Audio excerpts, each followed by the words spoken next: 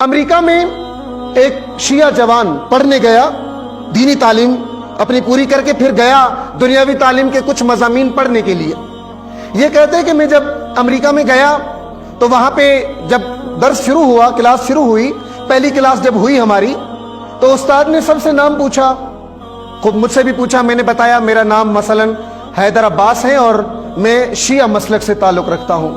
یہ جوان کہتے ہیں کہ جیسے ہی میرے استاد کو پتہ چلا کہ میں شیعہ ہوں، پوری کلاس میں استاد نے میرا مذاق اڑایا، صرف شیعہ ہونے پر اس امریکی ٹیچر نے، امریکی پرنسپل نے، امریکی لیکچرر نے میرا مذاق اڑایا پورے کلاس میں۔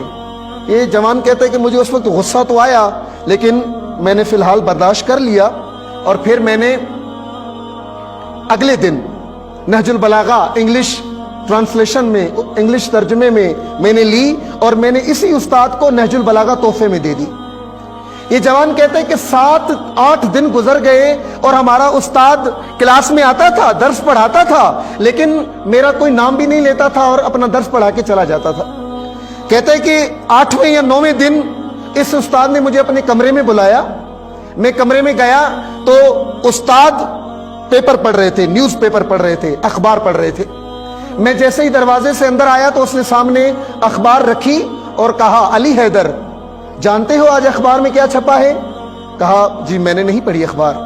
کہا کیا چھپا ہے؟ کہا چھپا یہ ہے کہ امریکہ میں ایک جوان نے خودکشی کر لی ہے، اور جو کتاب تم نے مجھے تحفے میں دی ہے، جو کتاب تم نے مجھے دی ہے اور میں نے پڑھی ہے، اس کے مطابق میرا یہ نظریہ ہے کہ کائنات میں دنیا کے جس کونے میں بھی جو بھی خودکشی کرے گا اس کے ذمہ دار تم شیعہ ہو، ذمہ دار تم شیعہ ہو۔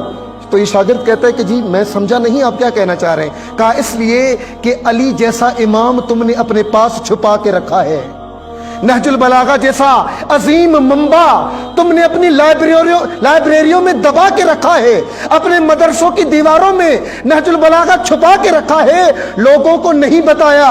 کیوں خودکشی کرتا ہے کوئی؟ جب اس کو جینے کا طریقہ نہ آئے۔ خودکشی کیوں کرتا ہے کوئی؟ جب وہ دنیا سے تنگ آ جائے۔ کہا جو زندگی گزارنے کے اصول علی نے نہج البلاغہ میں بیان کیے ہیں، اگر دنیا کو وہ اصول پتہ چل جائے، کوئی خودکشی نہیں کرے گا، کوئی خودکشی نہیں کرے گا، اس کے ذمہ دار تم شیعہ ہو۔ کیوں؟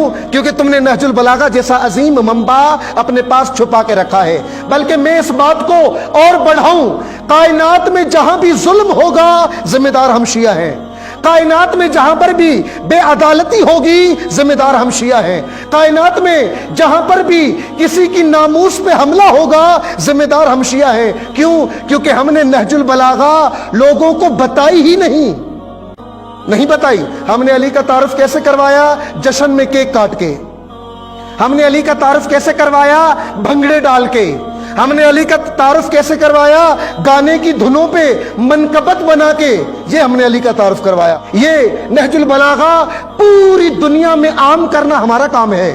یعنی جب عدالت کسی نے سیکھنی ہو اس کا منبع نہج البلاغہ ہو، اگر کسی نے علم سیکھنا ہو اس کا منبع نہج البلاغہ ہو، اگر کسی نے سیاست سیکھنی ہو اس کا منبع نہج البلاغہ ہو، اگر کسی نے وقار سیکھنا ہو اس کا منبع نہج البلاغہ ہو۔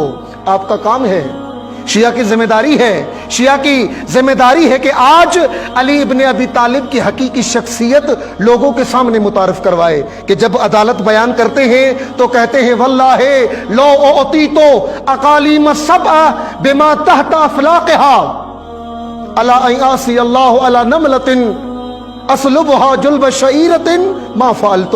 فرمایا اگر تمام دنیا، ساتوں بر اعظم، تمام دنیا اور جو کچھ زمین اور آسمان کے درمیان میں ہے، اگر سب کچھ علی کو دے دو اور اس کے بدلے میں علی سے یہ کہو کہ ایک چونٹی کے منہ سے اپنا لقمہ چھین کے علی لے لے، تو پھر بھی علی یہ کام نہیں کرے گا۔ یہ عدالت ہے۔ سیاست کیا ہے علی کی؟ کہ جب انبار نامی شہر میں بسر ابن ابی ارطاط نے حملہ کیا اور حملہ کر کے یہودی عورت کے پاؤں سے پازیب چھین لی، علی نے خطبہ دیا اپنے ہی مسلمان فوج کو۔ کیا فرمایا؟ فرمایا کہ لو ان امرا مسلما مات من هذا اسفا ما كان به ملوما، بلقان اندی جدیدہ، فرمایا مسلمانوں کے دور حکومت میں ایک یہودی عورت کے پاؤں سے پازیب چھین لی گئی۔ مسلمانوں، اگر اس یہودی عورت کے پاؤں سے پازیب چھیننے کا واقعہ سن کر اگر کوئی شرم کے مارے ڈوب کے مر جائے، علی تعجب نہیں کرے گا، علی تعجب نہیں کرے گا۔ بتاؤ علی کی عدالت، دکھاؤ علی کی عدالت، دکھاؤ علی کی سیاست، بتاؤ علی کا علم، تاکہ دنیا سمجھے کہ علی کس ہستی کا نام ہے۔